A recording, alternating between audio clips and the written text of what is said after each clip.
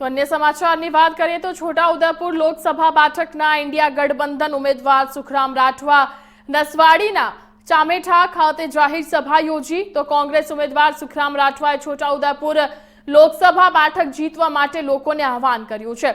છોટાઉદેપુર લોકસભા બેઠકના કોંગ્રેસ ઉમેદવાર દ્વારા ચૂંટણી પ્રચાર ગતિ તેજ કરી દીધું છે તો નસવાડીના કાર્યકરો સાથે લોકસંપર્ક અભિયાન હેઠળ એક નાની સભાનું આયોજન કરવામાં આવ્યું કે જેમાં કોંગ્રેસને મત આપવા માટે હાજર લોકોને આત્મવિશ્વાસમાં સૂર પરોવ્યા હતા। તો ગ્રામ્ય વિસ્તારમાં નાના ગામડાઓમાં જઈને કોંગ્રેસ ઉમેદવાર પણ લોકોને સાંકળી રહ્યા છે।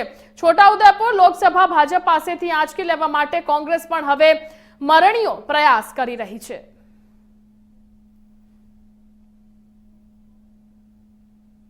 ભારતીય રાષ્ટ્રીય કોંગ્રેસ પક્ષના ઉમેદવાર તરીકે આજે ચામેઠામાં આ વિસ્તારના અગ્રણીઓ જે મીટિંગ રાખી હતી એમાં ઉપસ્થિત રહેવાની મને તક મળી છે અને એ તકનો લાભ લઈને અમારા પક્ષની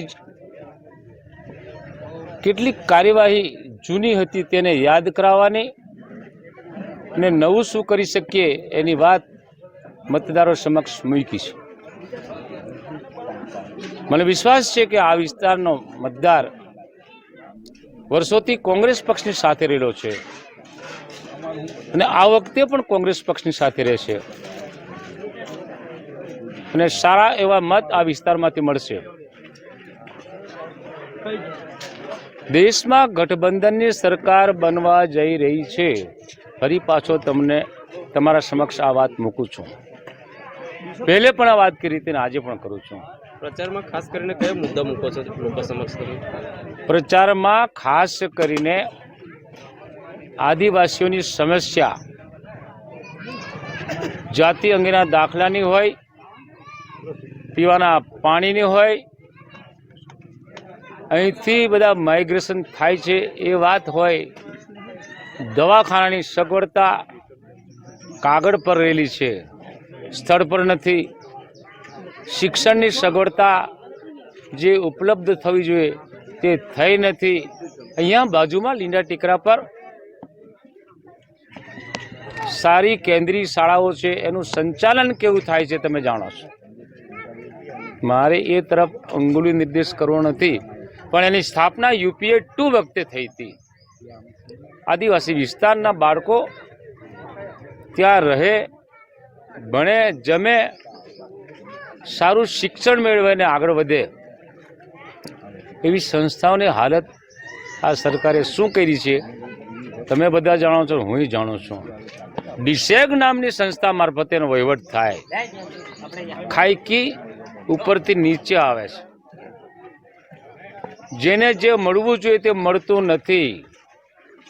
આ ગુજરાતમાં જ્યાં જુઓ તો ભ્રષ્ટાચાર। 5-6 મહિના પહેલા, 5 મહિના પહેલા છોટાઉદેપુરની ટ્રાઇબલ કચેરીમાં નકલી ઓફિસ બોડેલીમાં ખોલીને 24 કરોડ રૂપિયા જેટલો ભ્રષ્ટાચાર થયો।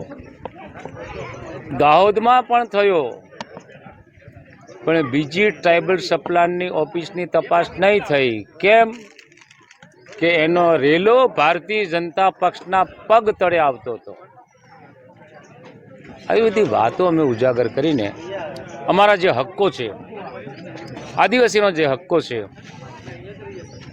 એ હક્કોને અબાધિત રાખવા પ્રચારમાં કેવો પ્રતિસાદ મળે છે લોકોને? આજે તમે જોયું હશે અનાયાસે મિટિંગ થઈ છે અને સારો પ્રતિસાદ મળે છે અને એના પ્રતિસાદથી જ અમે કહીએ છીએ કે ભારતીય રાષ્ટ્રીય કોંગ્રેસ પક્ષે મને ઇન્ડિયા ગઠબંધનના ઉમેદવાર તરીકે અહીંયા ઊભો રાખ્યો છે। મારામાં જે વિશ્વાસ મૂક્યો છે એ વિશ્વાસ છોટાઉદેપુર સંસદીય મત વિસ્તારના મતદારો થકી ચોક્કસ અમે આ ચૂંટણીને વેતરીને પાર પડવાના અને છોટાઉદેપુરની બેઠક કોંગ્રેસના ફાળે આવવાની।